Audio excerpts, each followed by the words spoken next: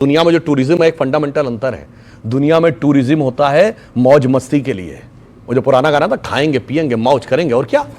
हमारे यहाँ शरीर को सुख देने के लिए नहीं जाते हैं। जहां लोग जाते हैं शरीर को कष्ट देने के लिए जाते हैं, आत्मशुद्धि के लिए जाते हैं, मौज मस्ती के लिए नहीं जाते हैं। ये दोनों में फंडामेंटल डिफरेंस है, इसलिए इन्हें यह बात समझनी चाहिए। और जहां तक मैं कहना चाहूंगा, एक समस्या यह है जी, एक सेकंड, आचार्य प्रमोद कृष्णम आ गए हमारे साथ।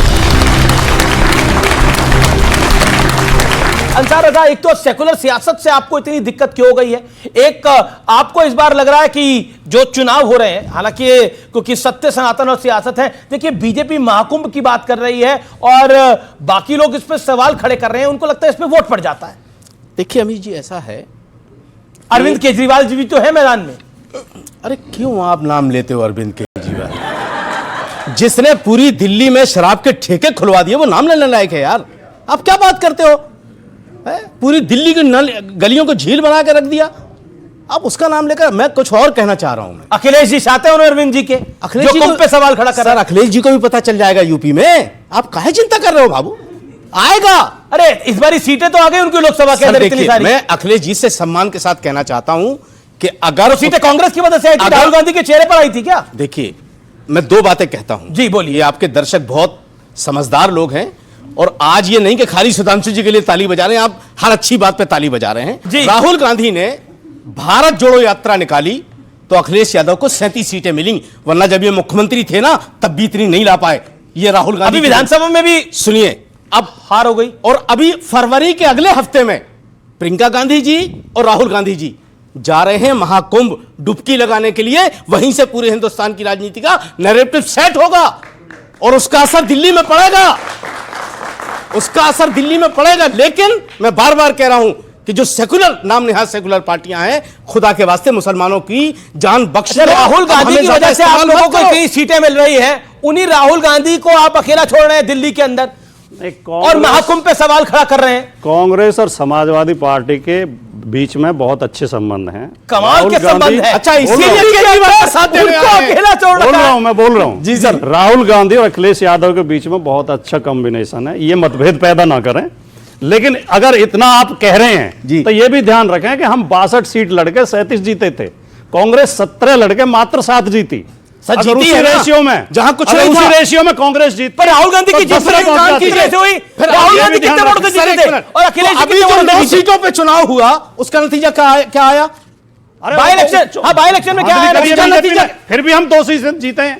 अच्छा, आचार्य जी, ये महाकुंभ पर सवाल क्यों खड़े करे जा रहे हैं? आप काफी लेट जुड़े हैं, फिर भी जवाब कौन कर रहे हैं ये देखना होगा। समाजवादी पार्टी ने महाकुंभ को छोड़ो, समाजवादी पार्टी ने तो भगवान राम पे सवाल खड़े करे, अयोध्या पे सवाल खड़े करे, कृष्ण पे सवाल खड़े करे। जो लोग राम पर, कृष्ण पर, भारत पर, भारत की संस्कृति पे सवाल खड़े करते हैं, वो कुंभ पे सवाल ना करें तो ये तो बड़ी अजीब सी बात होगी जी। जिनकी आस्था, जिनकी श्रद्धा न भारत में है, न भारत की संस्कृति में है, न भारत की सभ्यता में है, न भारत के संस्कारों में है, वो कुंभ के महात्म और महत्व को क्या समझेंगे? आचार्य प्रमोद कृष्णम का एक बड़ा बयान मैं अभी बता रहा हूं कि अगर यूपी में योगी आदित्यनाथ की सरकार नहीं होती तो पूरा प्रदेश वक्फ हो जाता। और वो कह रहे हैं कि जैनों के, बुद्धों के इस किसी मुस्लिम आयोजन को इतना भव्य और दिव्य बनाया जाएगा जितना कुंभ को बनाया जा रहा है। देखिए अमीश देवगन, गंभीर चर्चा है, बड़ी संवेदनशील विषय पर, इसको गंभीरता से लीजिएगा। क्या बनाया जाएगा, सवाल आया है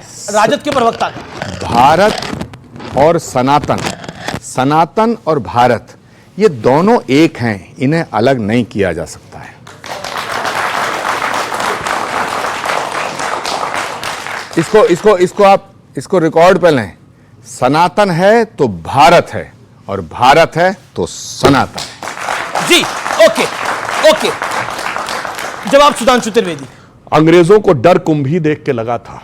इतनी भीड़, इस देश को हम कैसे नियंत्रित करेंगे? इतने तो हमारे पूरे शहर नहीं होते जितनी हमारे देश की उस जमाने में पॉपुलेशन होगी। इतने यहाँ लोग अकेले खड़े, तब उन्होंने कहा पता करो कहां से आ रही है इतनी भीड़। तो पता चला वो पत्रा में लिख के आ रही है कि मौनी अमावस्या कोई बता नहीं रहा, लोग आ जा रहे हैं, ये नागा साधु, ये बाबा समाज आ रहे हैं। बस वहां से षड्यंत्र शुरू हो गया। लेकिन साधुओं को विलीफाई करो, नागा बाबाओं को विलीफाई करो, उसके बाद कहो कि साहब ये जो पत्रिका देखी जाती है ये अंधविश्वास है, फलाना ढिमाका। और उन्हीं अंग्रेजों की मानसिकता के लोग आज भी इस भीड़ को देख के डर ओके, लेकिन एक मैं बिल्कुल, लेकिन आपके नेता जो सनातन को समाप्त कर रहे थे, और आज देखिए ये बहुत बड़ा सौभाग्य है कि सुधांशु त्रिवेदी और आचार्य प्रमोद कृष्णम दोनों एक मंच पे हैं। जोरदार तालियां इन दोनों के लिए।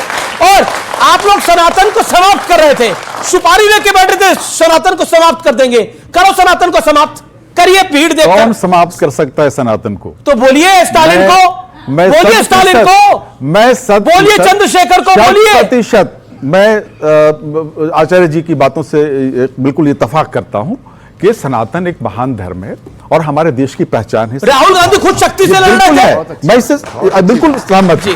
तीसरी चीज ये है कि सनातन के हवाले से ये जो आपने बात की कि सारी दुनिया से लोग आते हैं, सारी दुनिया के लिए दरवाजा खुला होगा जी। लेकिन अगर कोई मुसलमान वहां जाना चाहे, आप कैसे जान गए कि हमारे अंदर आस्था नहीं है और हम जाके वहां डिप लगाएंगे? मैं सवाल हम वहां डिप लगा सकते हैं जाके।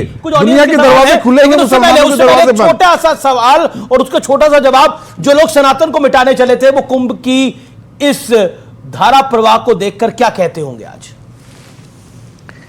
देखिए अमीश देवगन जी, कुंभ जो है ना वो भीड़ का मेला नहीं है, वह श्रद्धा का मेला है, विश्वास का मेला है और आस्था का मेला है। तो जो महाकुंभ है, मैं अगर कोई कहता है कि कुंभ में जो हिंदू नहीं है उनका आना निषेध है, तो मैं इसको थोड़ा सा इसको क्लैरिफाई करना चाहता हूं। मैं कहना चाहता हूं कि जो हिंदू नहीं है वो भी कुंभ में आ सकता है। मैं खुद उसका स्वागत करने को तैयार हूं, बशर्ते वो श्रद्धा के नजरिए से आए, आलोचना के और बुराई खोजने के। जी। ओके, सवाल, कुछ सवाल। हमारे सनातन धर्म जगह है, बीजेपी नहीं जगी, बीजेपी का कोई वो नहीं है, लेकिन सनातन धर्म इतना जग गया है कि अब जो सनातन की बात करेगा वही सत्ता पे राज करेगा। वही सत्ता पे राज करेगा, ये आपका कहना। ओके। मैं ये समाजवादी पार्टी से पूछना चाहूंगी कि उनका ये कहना है कि कुंभ में पहले वो जैसे कहे कि कुंभ नहाने वो जाते हैं जो पापी होते हैं। पहली बात तो मैं माँ गंगा के शहर से ही आ रही हूँ। चंद्रशेखर रावण ने बोला था। मैं तो उन्हीं मतलब गंगा माँ जो है उन्हीं के शहर से आ रही हूँ। मैं उनको ये पहले बनारस से। मैं आपको बता दूं हमारे शहर से रोज कुंभ के लिए ट्रेनें बसें सब जाती है और आए दिन सब भरी रहती हैं। और मुझे सबसे पहला पता नहीं अखिलेश जी को कौन सी खाली बसें दिखाई दे रही है, लेकिन देखिए जी इंपॉर्टेंट बात कही है। मैं कहना चाहता हूं बच्चे कि कुछ राजनीतिक दल ऐसे हैं जिन्होंने इतने पाप कर लिए हैं कि कुंभ नहा के भी पाप धुलेंगे नहीं। जैसे राजद के मंत्री थे चंद्रशेखर जी, ये जो नैरेटिव है ये चंद्रशेखर रावण चला रहे हैं, कुंभ में पापी जाते हैं। मैं बता रहा हूं, उसका जवाब देता हूं। देखिए राजद के नेता थे चंद्रशेखर जी और फतेह बहादुर जी, जो हिंदू धर्म के बारे में बोले थे। मुझे लगता है इस भीड़ को देख के चंद्रशेखर भैया के चक्कर आ गए होंगे, फतेह भैया चकत्ता खा के नीचे गिर गए होंगे। और जहां तक मैं ये कहूंगा, अगर कोई व्यक्ति ये कहता है कि उसने कभी जीवन में पाप नहीं किया, तो मैं कहना चाहता हूं वो गारंटी लेता है क्या कि उसकी गाड़ी के नीचे कभी अनजाने में कोई चींटी भी नहीं आई है?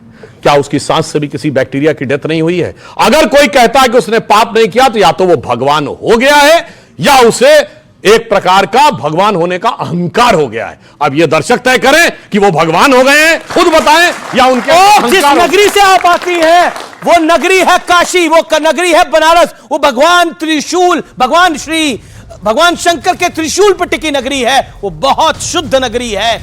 तो फिलहाल ये देश है हमारा के आज के महाकुंभ स्पेशल एडिशन में इतना ही। आपको मेरा नमस्कार, आपको मेरा धन्यवाद, फिलहाल आज के एडिशन में इतना ही।